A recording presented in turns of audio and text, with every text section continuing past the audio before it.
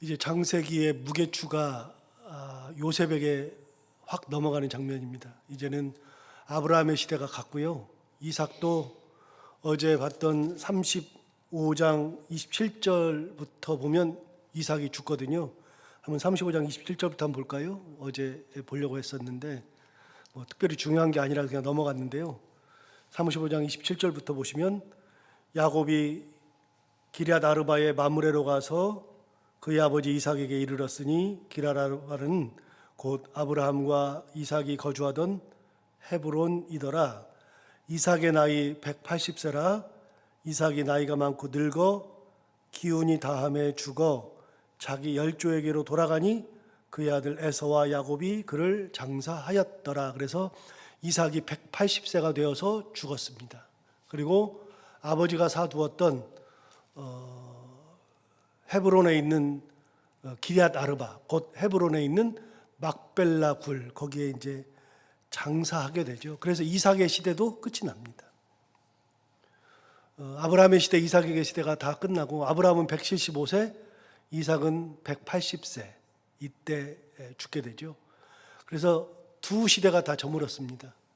이제 야곱의 시대인데 야곱의 시대는 형 속이고 형의 축복을 가로채고 형한테 도망갔다가 외삼촌 라반의 집에 있다가 20여 년 만에 돌아와서 형과 화해하고 그리고 이 땅에 내려와서 딸 디나가 강간당하고 하나님께서 초심을 회복하라고 베델로 올려보내신 다음에 그리고 형 이제 아버지한테 갔다가 이제 아버지 죽고 그걸로 이삭은 야곱은 거의 이제 끝이 납니다. 이제는 주인공이 아닙니다. 주인공은 이제 요셉으로 확 바뀝니다. 시대가 바뀌었습니다. 요셉이 등장하면서 이제 새로운 시대를 맞이하는데 요셉의 시대는 애굽으로 내려가는 시대잖아요. 근데 이제 애굽으로 내려가게 되는 이유가 뭐냐? 이유를 설명하기 위한 작업이 오늘 1절부터 11절까지 나옵니다. 도대체 야곱이 애굽으로 왜 내려갈까? 그 이유가 오늘 본문에 세 가지가 나옵니다. 도대체 무슨 잘못이 있어서 내려갈까?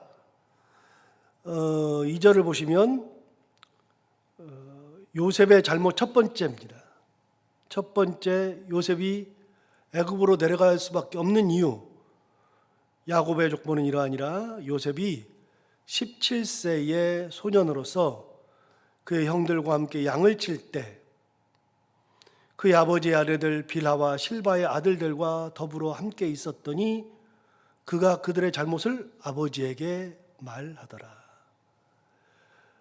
요셉이 빌하와 실바의 자식들 곧 4명의 형들하고 같이 들에서 양을 치다가 양을 치면서 형들이 했던 잘못을 아버지에게 싹 다 고자질했습니다. 보면은요, 요셉은 눈치가 없어요. 제가 심리학을 해서 그러는지요, 여기 보다 보면 인간 사회랑 너무 똑같아. 우리가 사는 사회랑. 요셉이 얼마나 눈치가 없냐면요, 조금 감싸주고 좀 그래 형제지간에도 부모한테 얘기 안 하던 것도 있어야 되는데 일이 있으면은 쪼르륵 가서 일러버려요. 근데 요셉이 잘못은 아니에요. 왜냐하면 요셉이 17살이어가지고 형을 해코지하고 싶은 마음이 있는 게 아니라 형들이 잘못하면 갖다 일러버리는 거예요. 여러분, 이게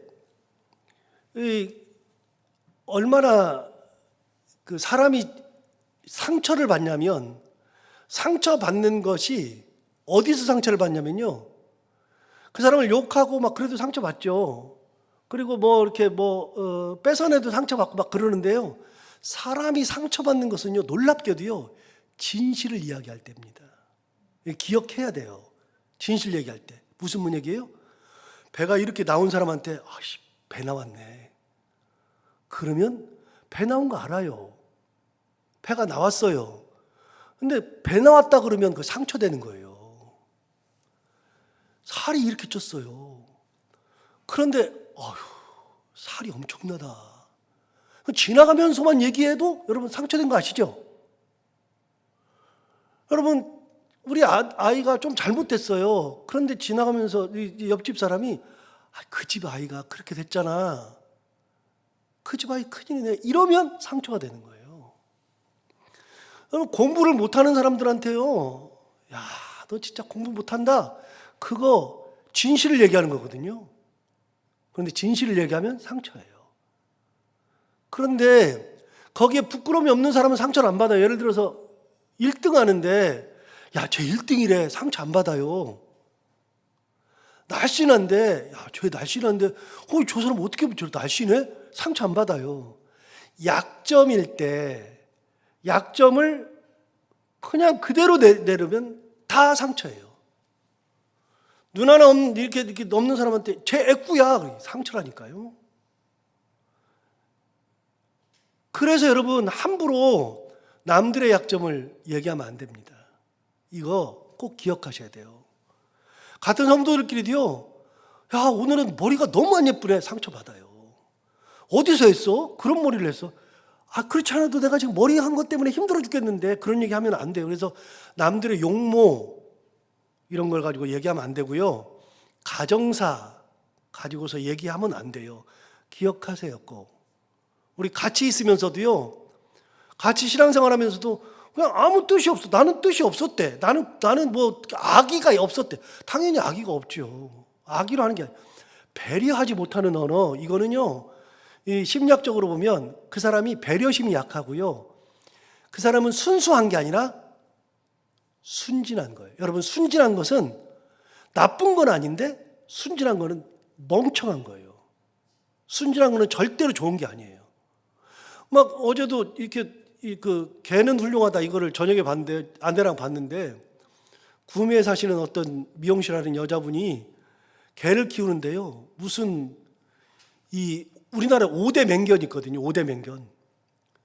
테리어가 붙으면 다 맹견이에요. 테리어가. 그런데 맹견에 안 들어가는 맹견보다 더 사나운 개를 키워요. 그래서 개는 허점이에요. 6대 맹견 되거나 7대 맹견 되거나 이 맹견들이 더 있는데 우리나라에 5대 맹견이 있어요. 그래서 5대 맹견은 입에다가 반드시 외출할 때는 산책 나갈 때는 여기다 반드시 입마개를 해야 되고 주인이 꼭 잡아야 돼요. 입마개를 안 하면 그거는 벌금이에요. 근데 벌금이 문제가 아니라요. 5대 맹견을 입마개 안 하고 나갔거나 아니면 문을 잘못 열어서 튀어나가잖아요. 그러면 그냥 애들 물어 죽여요. 개들이요. 어른들은 물어 죽이진 않아요. 그런데 자기보다 적다, 약하다. 맹견들은 그냥 물어가지고 안 놔버려요. 그래 애를 장난감으로 생각한다니까요. 그래서 어린아이들이요. 놀이터에서 놀 때 큰 게 오면 반드시 아이를 안고 이렇게 해야 돼요. 그거 나왔어요. 그런데 그 키우시는 여자분이 그냥 그 개를 갖다가 이렇게 너무 키울 줄을 모르니까 그렇게 했어요. 그래서 거기 그 강영욱 씨 나오잖아요. 개통령이라고 하는 분. 그분이 가가지고서 얘기했어요. 이 개는 키우시면 안 된다. 보호소로 보내라. 막 울어요. 그런데 보호소는 당연히 보내야죠. 본인이 통제가 안 되는데요. 막 울어요. 그러면서 어떻게 하냐면 이 여자분은 자기 아이가 둘이 있는데 그 아이들을 미용실은 1층이고 2층에 아이들이 있는데요. 이 개를 2층으로 데려가지 못하니까 미용실에다가 개를 키우는데요. 개가 이 여자분이 가시기만 하면은 막 하울링 하고서 막 계속 짖고 막 밤새 분리불안하니까 이 아이를 너무 예뻐해 가지고 자기 자식들은 2층에서 11살, 14살인데 따로 재우고 자기는 24시간 개랑 붙어 있어요. 속이 터져가지고. 여러분, 개가 중요해요? 내 애가 중요해요? 11살짜리, 14살짜리를 사랑을 해줘도 모자랄 판인데 그렇게 하고 있어요. 순서를 몰라요. 저건 잘못됐잖아요. 그런데 딱 보면 너무 개를 사랑하고 너무 순수한 것 같아. 아니요. 멍청한 거예요. 순진한 거예요. 애들이 흐르는 눈물은 안 봐요? 애들의 정서는 왜 안 채워줘요? 그거 보면서 어제도 제 아내랑 얘기했어요. 저거는 순진한 건데 순진한 것은 죄는 아니고 나쁜 건 아닌데 멍청한 거다. 여러분, 순진한 거는 안 좋은 거예요? 진짜 안 좋은 거예요. 그래서 우리 흔히 얘기하잖아요. 순진해가지고. 안 돼요. 순수한 거는 괜찮아요. 순수한 거는. 순수한 거는 영리하고 아는데 포기할 줄 알고, 아는데 양보하고, 아는데 안 하고, 이게 순수한 거예요. 하나님의 은혜 가운데 나를 성결하기 위해서, 세상과 구별하기 위해서 세상 길을 안 가고 순수하게 내가 갈 수 있는데도 안 가고 차단하고 하나님만 바라보고 깨끗한 모습으로 남아있는 게 순수지. 순수는 좋은 건데 비슷한 용어 중에 순진은 멍청한 거예요. 그런데 요셉 보세요. 이게 사리분별을 못하는 멍청이에요. 멍청이. 그러니까 형들 잘못을 막 갖다 일러 바쳐요. 그냥 형들이 잘못하면 무조건 가서 일러 바쳐요. 형하고 뭐 얘기도 안 해. 아버지한테 가면은 쪼르륵 가서 얘기해버리네. 2절 다시 한번 보세요. 얼마나 웃기는지. 이 형들이 어떻겠는지. 2절 보시면 야곱의 족보는 이러하니라. 요셉이 17세 소년으로서 그의 형들과 함께 양을 칠 때에 그의 아버지의 아내들 비라와 실바의 아들들과 더불어 함께 있었더니 그가 그들의 잘못을 아버지에게 뚜루룩 가서 일러 바치더라. 이렇게. 두 번째 예굽으로 팔려갈 수밖에 없는 운명을 맞이하는 두 번째 3절. 요셉은 노년에 얻은 아들이므로 이스라엘이 여러 아들들보다 그를 더 사랑하므로 그를 위하여 채색옷을 지었다. 형들은 무명옷 입히는데 요셉만 채색옷을 입힌 거예요. 여러분, 저 어렸을 때 가장 화가 나는 게 뭐냐면 옷을 안 사줘요, 우리 엄마가. 돈이 없으니까 당연히 그렇죠. 그러니까 동네 형들 걸 얻어다 입히는 거예요. 얻어다가. 그래서 중학교를 가는데 중3 졸업하는 형 걸 얻어다 입히니 이미 다 떨어진 걸 얻어다 입히고, 정말 그 옷 얻어다 입히는 게 그렇게 싫었어요. 그런데 그래도 불만이 별로 없었던 게 누나들도 얻어다 입히니까. 누나들도 다.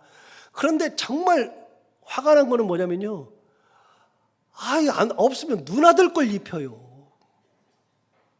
그것도 아침부터 죄송하지만 빤스를 누나들 걸 입혀요. 초등학교 때는 모르고 있다가 목욕을 옛날에 내과에 목욕하러 갔잖아요. 목욕하러 갔는데 제가 4살까지 4학년까지 목욕을 했다고요. 근데 한 3학년부터는요. 이제는 조금 창피한 건 알아서 팬티를 입고 있거든요. 근데 어느 날부터인가 애들이 그래요. 야, 네 거는 왜 이게 앞에가 안 찢어졌냐? 그런데 몰랐어요. 그 말이 무슨 말인지를. 4학년 됐는데 알았어요. 이게 누나 거라는 거를. 아주 환장하겠더라고요. 환장해. 그런데 여러분 아세요? 이게 엄마가 애 둘을 키우는데 돈이 없으니까 형을 사줘.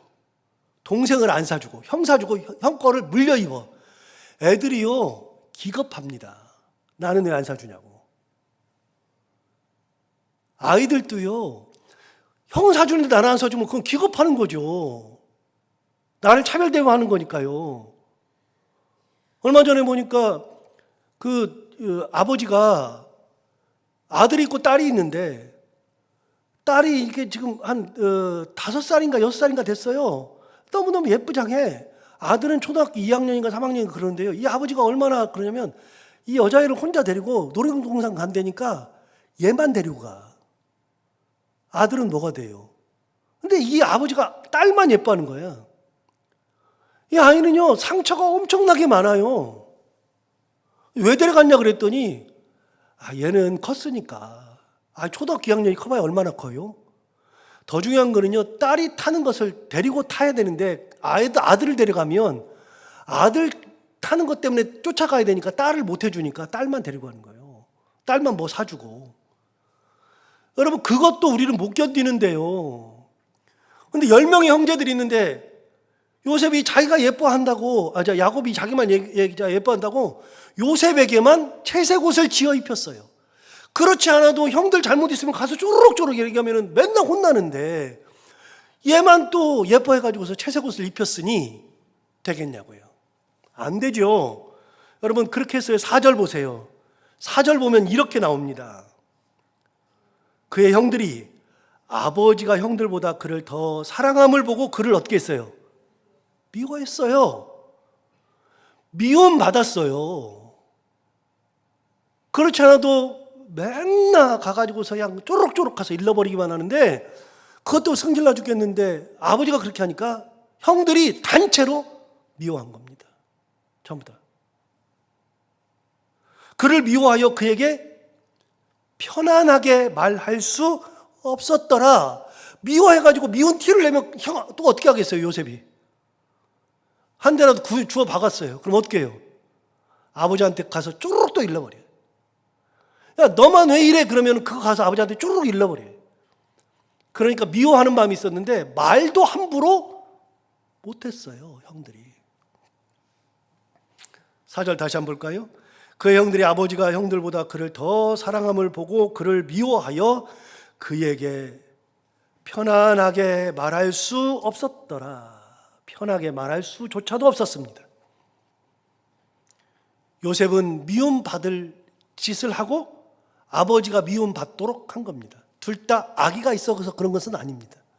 옛날엔 더 그렇죠. 뭐 아버지가 아들한테 그냥 해주는 거, 그냥 내가 해주는 건데, 뭐 내 예쁘니까 해주는 건데, 그러니까 지금처럼 그런 개념이 없으니까 그냥 해줘버리는 거죠. 그런 상처를 다 줘버렸죠. 세 번째, 팔려갈 수밖에 없는 세 번째, 5절을 보시면 요셉이 꿈을 꾸고 자기 형들에게 말하며 그들이 그를 어떻게 했어요? 미워한 게 아니라 더욱 미워했다.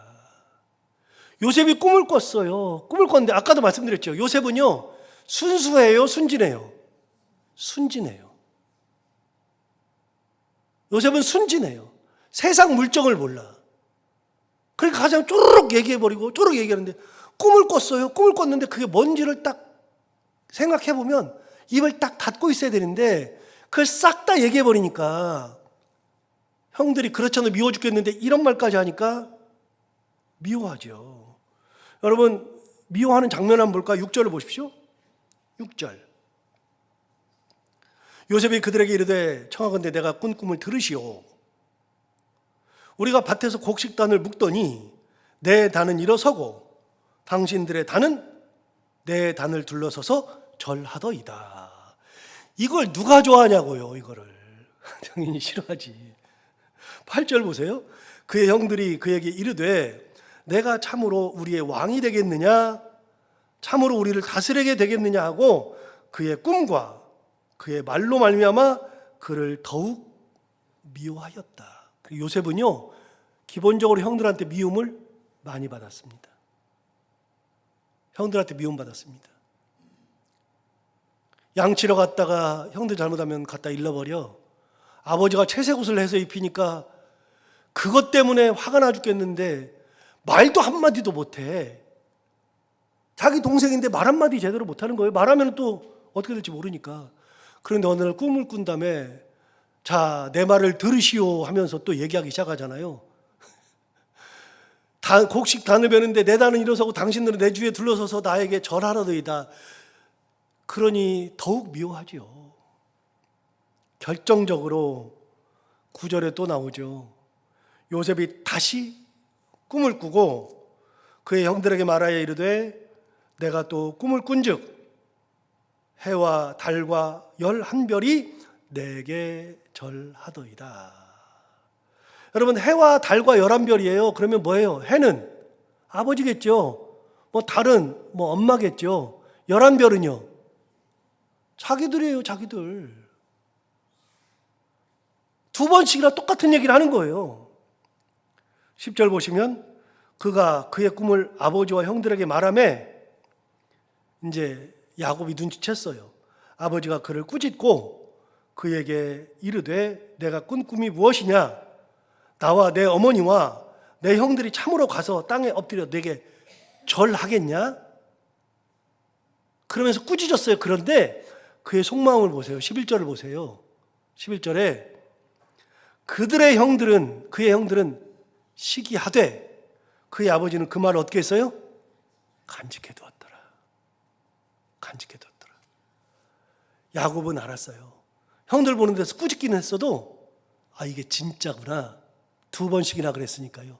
야곱이요, 머리가 비상한 사람이라 그랬잖아요. 야곱은 머리가 너무 좋아서 탈이에요. 심리학적으로 보면 야곱이 너무나 머리가 좋아. 근데 그 머리를 써야 될 때 쓰고 아예 안 쓰고 하나님께 매달려야 될 때 매달리는데 아무 때나 지가 다 하려고 그래요. 그러니까 문제가 생기는 거예요, 야곱은. 그런데 풍파를 다 겪고 산전수전을 다 겪은 야곱은요, 요셉이 꿈 얘기를 하는 순간에 이게 뭔지를 알았어요. 그래서 막 꾸짖었어요. 꾸짖었으나 실제로는 야곱이 했던 말을, 요셉이 했던 말을 가슴에 간직해 두었더라. 가슴에 간직해 두었죠. 결국은 그렇게 된다는 것을 야곱은 알고 있었습니다.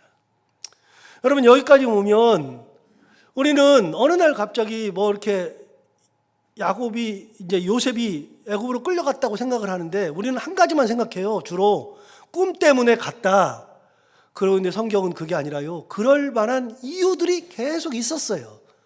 형들이 꿈꾼 거 가지고서 처음부터 말하는 게 아니라 쌓였어요. 막 갖다 잃어버리고, 끊임없이 잃어버리고, 17살 될 때까지 계속 잃어버리고, 그리고 아버지가 편애하고 그런 것이 쌓여 있는 상태에서 꿈까지 얘기하니까 팔릴 수밖에 없는 거죠.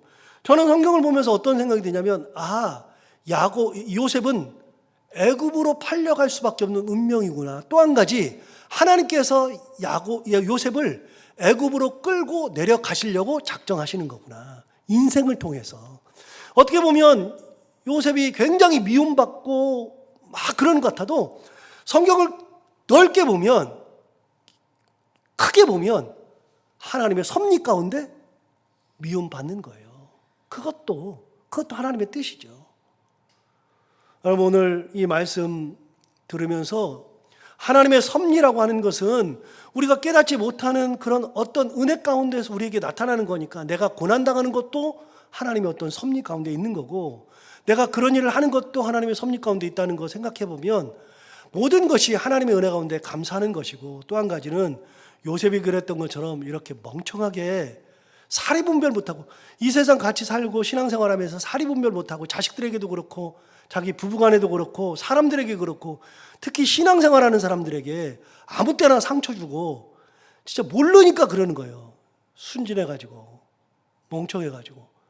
그러지 말고 우리 같이 신앙생활하는 사람들이 서로를 배려하고 서로를 아껴주고, 한마디를 해도 생각해보고 말하고, 그 얘기를 내가 들으면 얼마나 기분이 나쁠지, 얼마나 힘들지 생각하면서 위로도 하고 사랑도 하고, 그렇게 살아가면서 하나님의 나라를 이룰 수 있는 우리가 다 될 수 있기를 바랍니다. 기도하겠습니다. 하나님 아버지, 감사합니다. 오늘도 귀한 말씀으로 우리를 깨우쳐 주셔서 감사합니다. 이 말씀 듣고 우리가 또 다시 한번 생각하게 됩니다. 하나님의 그 계획은 생각지도 못하게 그가 미움받는 것에서부터 시작된다는 거.